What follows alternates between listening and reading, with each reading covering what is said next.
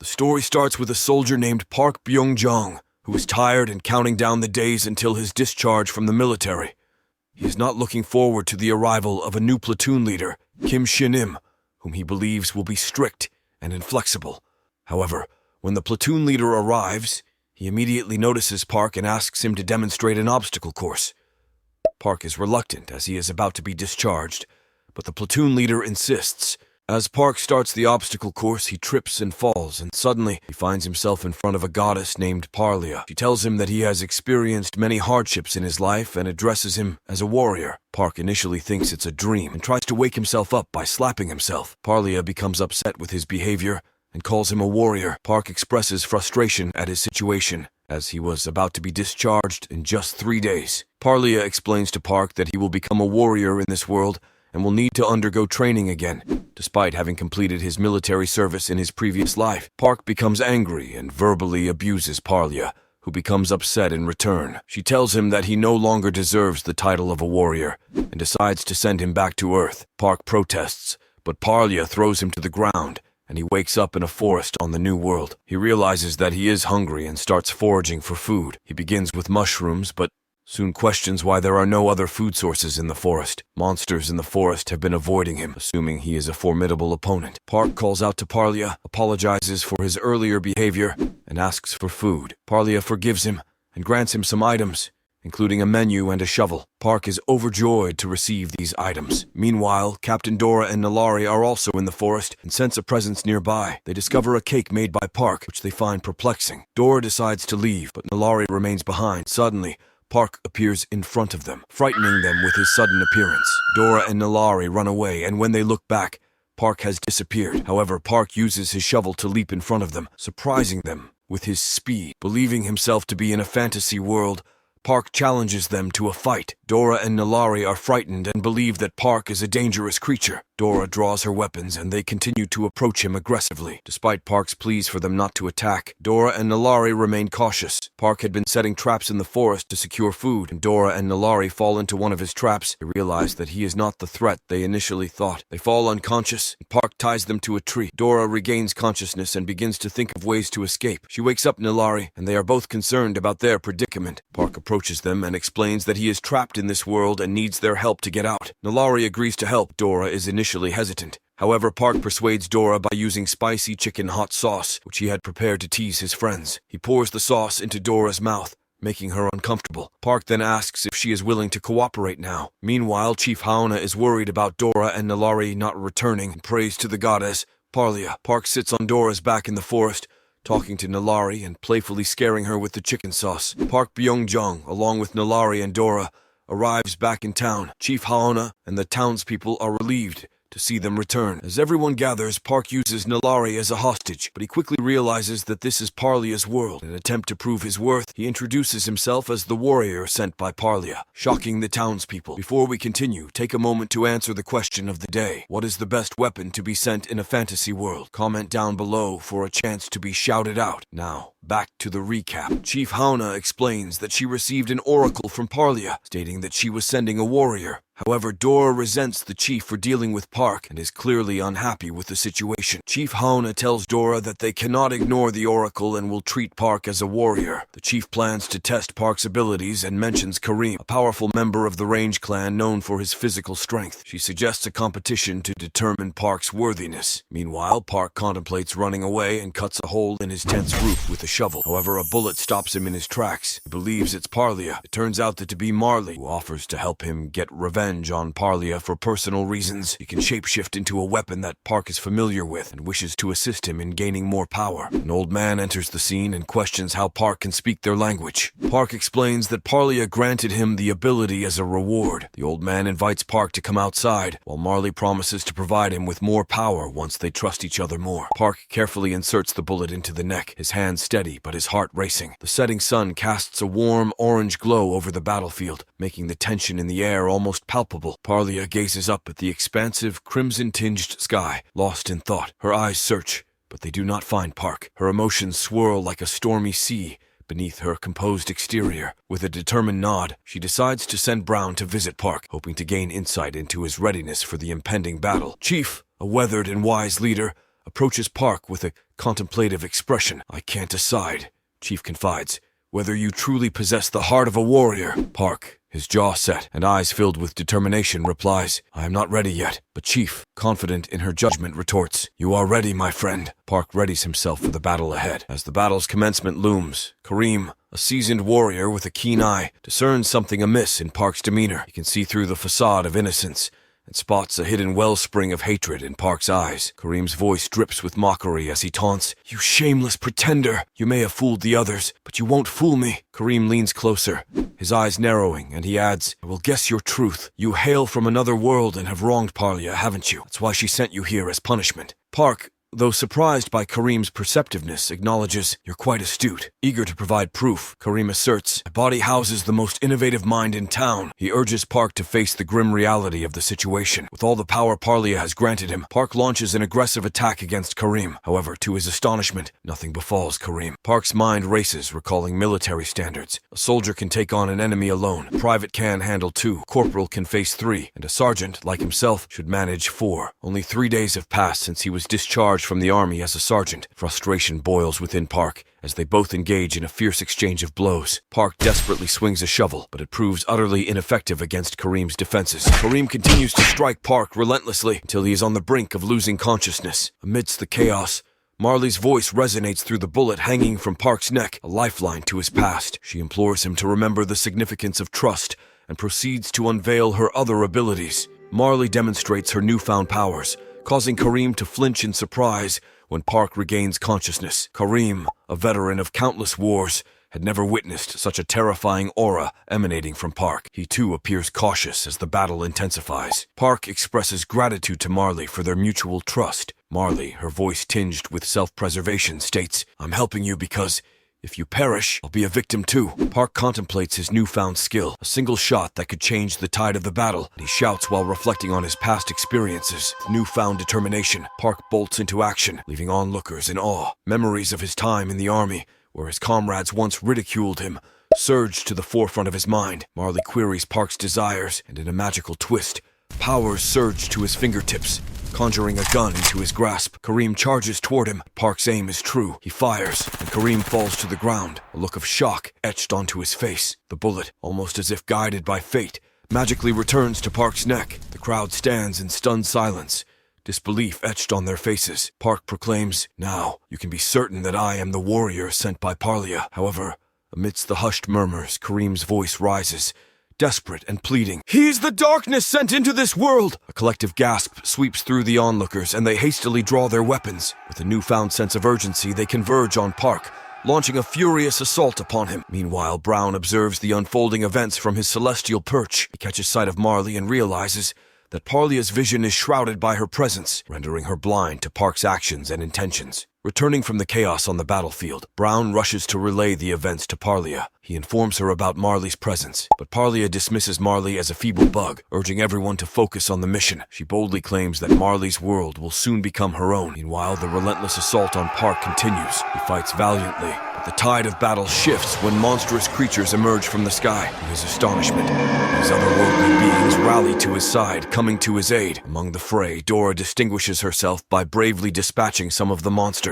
Park's heart races as he witnesses the arrival of these demons, an unexpected twist in an already tumultuous battle. Amid the chaos, thoughts of fleeing this dire situation cross Park's mind. He ponders an escape, but then he recalls a unique ability he possesses, a cloak, a skill he honed during his time in the army, allowing him to vanish from sight at will. Just like before, he becomes visible to everyone before swiftly disappearing from view. Park manages to slip away unnoticed, putting distance between himself and the ongoing skirmish. He reaches for his communicator and dials Marley's number, but his calls go unanswered. He persistently calls Marley, growing increasingly anxious as the silence on the other end persists. Then, an astonishing transformation unfolds. The bullet suspended from Park's neck begins to grow and morph, gradually taking on a human form. A flickering flame takes shape and tightens around Park's throat, its voice calling his name. Park comprehends that her appearance signifies the return of her strength, a revelation that chills him to the core. Marley confirms this as she tightens her grip. She reveals that she sought Park out to thwart Parlia's plan to unite their worlds,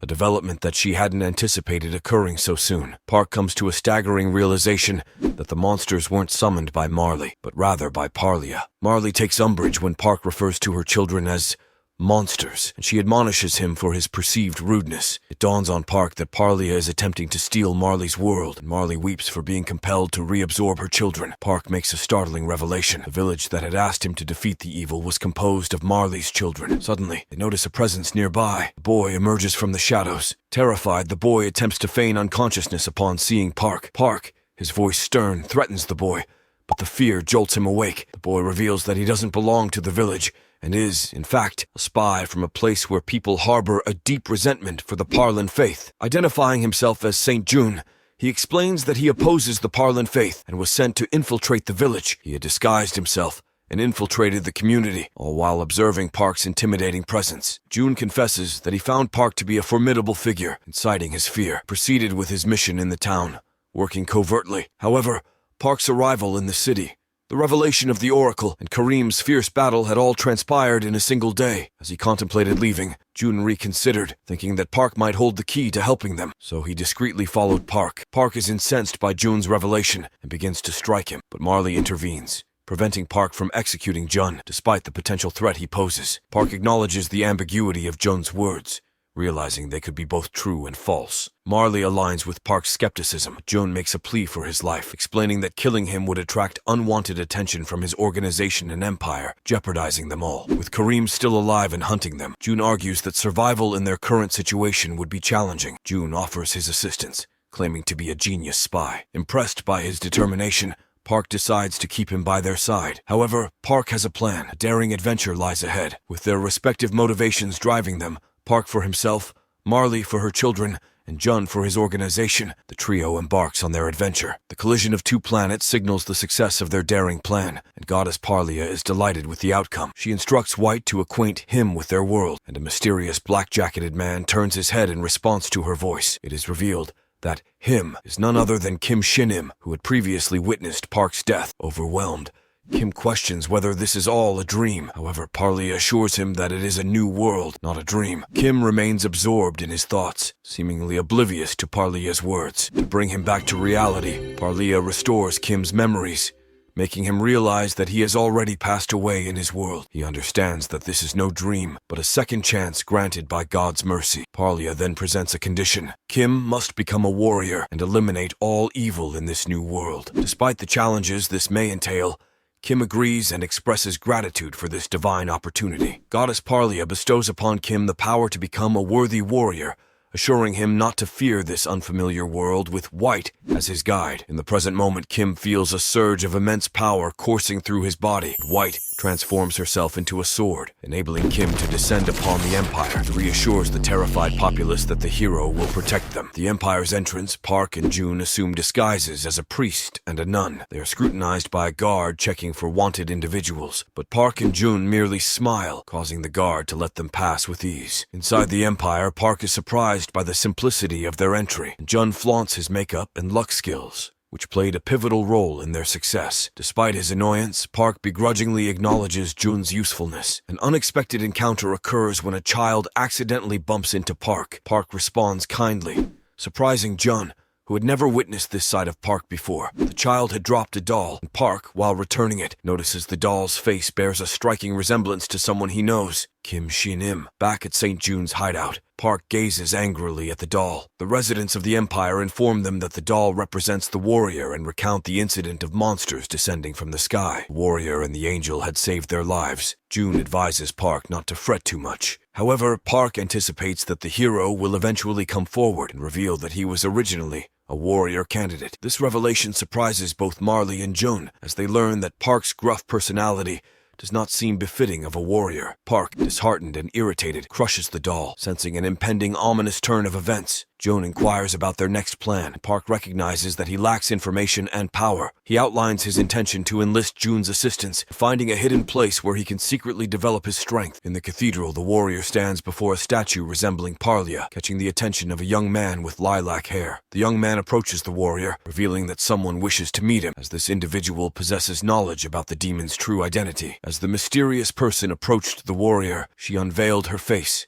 revealing herself to be Dora Captain. She acknowledged the warrior's authenticity, sensing the divine energy flowing through him. Dora requested a favor, seeking revenge for her comatose junior, and expressing her desire to join the warrior's group. In the underground fighting arena, a man with striking blue skin entered to a raucous chorus of cheers and bets from the spectators. The next challenger, known as Champ Tiger, surprisingly turned out to be Park, his face adorned with soldier paint. Marley and June took their seats in the audience, eager to witness the match. The bout began with the blue-skinned opponent poised to strike Park. Park's expression displayed genuine surprise, but the match concluded rapidly, with Park emerging victorious, and he called out for the next challenger. A new opponent stepped into the ring, launching a barrage of kicks at Park, who countered swiftly with a chest-pounding punch, sealing another impressive win. The crowd erupted in jubilation, marveling at the newcomer's unmatched skills. Park claimed the prize money and celebrated with Marley and Jun over a hearty meal. Unexpectedly, a man entered the scene. Recognizing Park from the thrilling fight, he commended Park's performance and extended an offer to buy him a protein drink. The man inquired if Park hailed from Manhwa, a place inhabited by individuals like him, many of whom were wanted criminals. He lamented how the Empire treated them as outcasts and disregarded their existence. The man warned Park to be wary of Friday, an A-rank fighter, the most potent force in the underground arena, who had returned to the Empire. Suddenly, a portly man made his entrance, roughly shoving a waiter aside, and demanded more fried chicken. He scolded the waiter for disturbing his cherished chicken and beer time. At the bar inn, June introduced Friday as the 8th-ranked fighter on the A-rank list, with Kareem occupying the 10th spot. This revelation emphasized Friday's superior prowess. Marley offered her assistance to Park, but he had no specific requests in mind, except for an amusing plan. Meanwhile, at a restaurant tucked away in a back street, Friday indulged in golden fried chicken and beer when Park boldly took a seat beside him, requesting a bite. Friday felt affronted by Park's intrusion and mockingly dubbed him Champ Tiger. Recognizing Park's identity as a fighter, Friday decided to confront the issue directly, asking for a fight. Friday explained that he fought in underground arenas because the taste of victory and chicken was a unique pleasure. Initially dismissing Park as a mediocre fighter, he suggested Park leave. However, Park provoked him by asserting that pizza was more nutritious than the subpar fried chicken. Incensed, Friday agreed to a fight in the next underground arena match. Park continued to taunt Friday, claiming that if he refused the challenge, it would mean pizza was superior to chicken. The crowd thought Park was unhinged and courting danger, while Friday's patience dwindled, urging an immediate confrontation. But Park further provoked him by warning that he might flip the table, causing the prized fried chicken to tumble. This remark surprisingly calmed Friday, who deemed Park a lowbrow troublemaker and ceased his efforts to ruin his cherished fried chicken. With a week until the anticipated match, Park left the restaurant, his laughter trailing behind him. Upon returning to June's hideout, June inquired about his whereabouts. Park casually revealed that he had secured the match with Friday. They both chuckled at how effortlessly they had exploited Friday's love for chicken. June shared a tidbit about Friday, explaining that he had spent nearly a decade traveling the country, amassing a cadre of nearly 300 chefs to study and prepare chicken for him. Park's love for chicken was undeniable, and Jun discerned that Park might be second-guessing his choice to use chicken as leverage. June pressed Park for his reasoning. Shortly thereafter, Marley entered the room and defended Park's intellect, asserting that he was far from a mindless individual. Park implored them to trust him, promising to unveil something remarkable. A week later, the fateful day of the fight arrived, and the two combatants stood face to face. Park remained intensely focused, while Friday taunted him, asking, "Are you scared?" Park retorted, "Shut up, I'm just concentrating." The announcer declared that today's battle would go down in legend. Park launched a swift kick at Friday, seized his head, and forcefully threw him to the ground, reassuring Friday that it was too soon for him to concede defeat. Enraged, Friday retorted, "Today's beer and chicken will taste sweet," as he launched a counterattack with an anime pose. The fight raged on, witnessed by the two opponents previously vanquished by Park, who watched in astonishment. They had never expected Friday to unleash his secret power during the match. Suddenly, Friday's body began to emit a sparkling aura,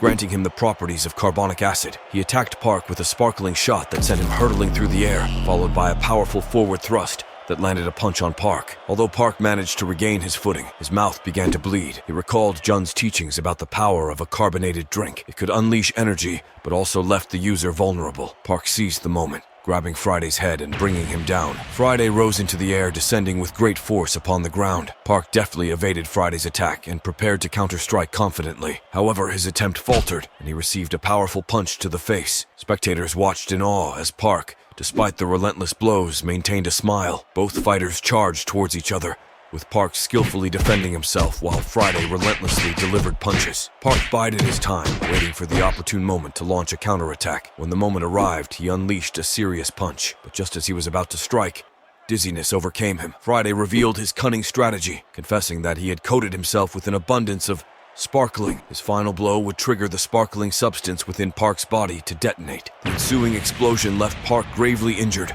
sprawled on the floor, his fate hanging in the balance. As Park lay sprawled on the ground, his body battered and defenseless, Jun and Marley watched with growing concern. Friday, his confidence restored. What will happen next? Find out next time by staying tuned for our future recaps. Don't forget to like and subscribe for more great recaps.